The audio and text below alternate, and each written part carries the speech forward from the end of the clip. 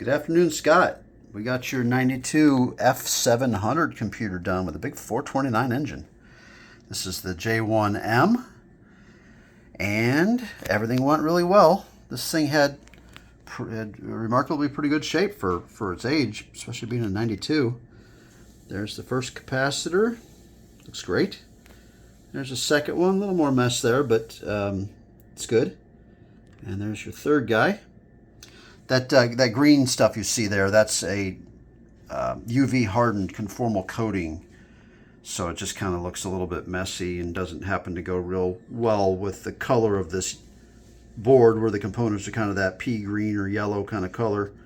So they look a little messy on this particular type of PCM, but it's not the looks we're after. We're looking for the hardness of the UV coating, of the UV hardened coating. That new conformal coating will keep the board safe and lasting a long time, and keep the fresh repairs from corroding. So that's that. Everything else looked pretty good. Resistors and stuff looked okay.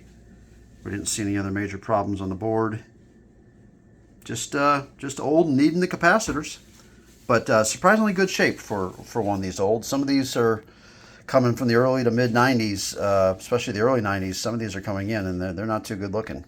So I'm happy to see that this board looks pretty decent. And let's give it the bench test and see how she does. So this is the power, the check engine light, and the fuel pump.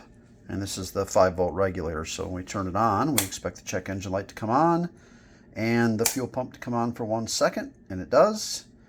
We expect 5 volts on the regulator, and it's there. And when we put it into code pulling mode, that's going to freak out for a second and then start spitting out 2-digit trouble codes. And it does, indicating that overall the functionality of the computer is there. She's thinking and doing everything we expect it to do. The bench test, like I always say, it's not an end-all be-all test. It doesn't test everything. It just kind of basically tests, does this thing work or not? With a few of the key things we want to look at, and the answer is yes, it does. Everything else is best tested in the car, in the real world.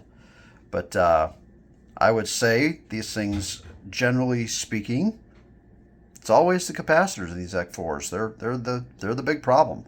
And so when we find one of these older boards that has really little to no damage from leaking capacitors, it's a great prospect that when we put that thing back together with the new capacitors, you're going to be in good shape. So I think we're going to have a successful outcome here, and she's ready to go home.